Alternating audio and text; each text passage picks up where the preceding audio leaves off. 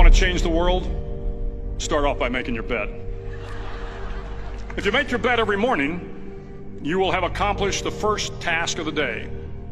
It will give you a small sense of pride, and it will encourage you to do another task, and another, and another. And by the end of the day, that one task completed will have turned into many tasks completed. Making your bed will also reinforce the fact that the little things in life matter. If you can't do the little things right, you'll never be able to do the big things right. And if by chance you have a miserable day, you will come home to a bed that is made, that you made. And a made bed gives you encouragement that tomorrow will be better. To pass SEAL training, there are a series of long swims that must be completed. One is the night swim. Before the swim, the instructors joyfully brief the students on all the species of sharks that inhabit the waters off San Clemente. They assure you, however, that no student has ever been eaten by a shark, at least not that they can remember.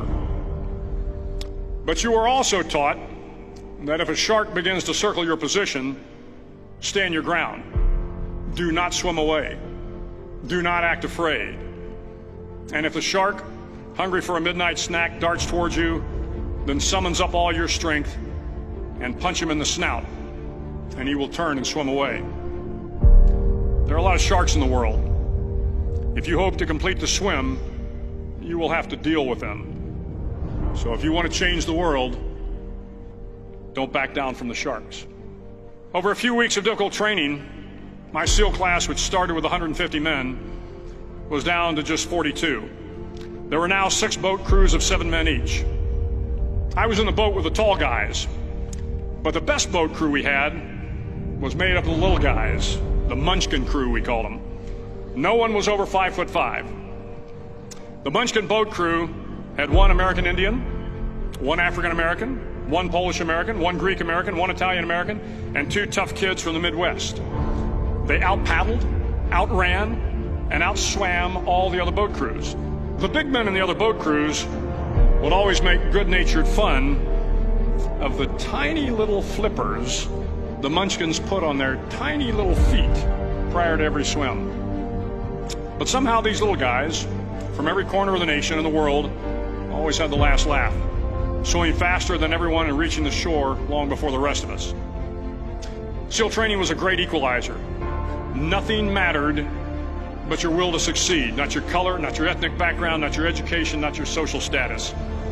If you want to change the world, measure a person by the size of their heart, not by the size of their flippers. The 9th week of training is referred to as Hell Week. It is 6 days of no sleep, constant physical and mental harassment, and 1 special day at the Mud Flats. The Mud Flats are an area between San Diego and Tijuana where the water runs off and creates the Tijuana Sloughs, a swampy patch of terrain where the mud will engulf you.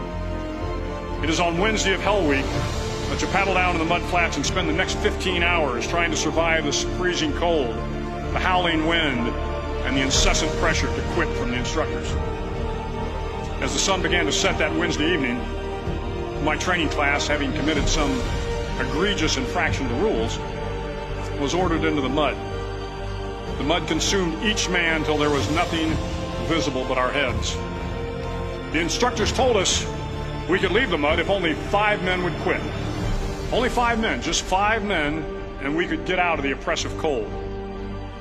Looking around the mud flat, it was apparent that some students were about to give up. It was still over 8 hours till the sun came up. 8 more hours of bone-chilling cold. The chattering teeth and the shivering moans of the trainees were so loud, it was hard to hear anything. And then one voice began to echo through the night. One voice raised in song. The song was terribly out of tune, but sung with great enthusiasm. One voice became 2, and 2 became 3, and before long, everyone in the class was singing.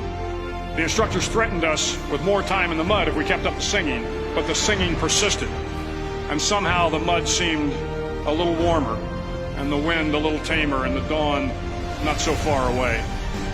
If I have learned anything in my time traveling the world, it is the power of hope. The power of one person, a Washington, a Lincoln, King, Mandela, and even a young girl from Pakistan, Malala. One person can change the world by giving people hope.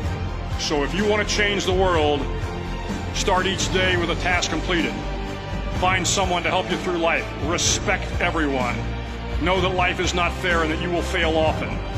But if you take some risks, step up when the times are the toughest, face down the bullies, lift up the downtrodden, and never ever give up.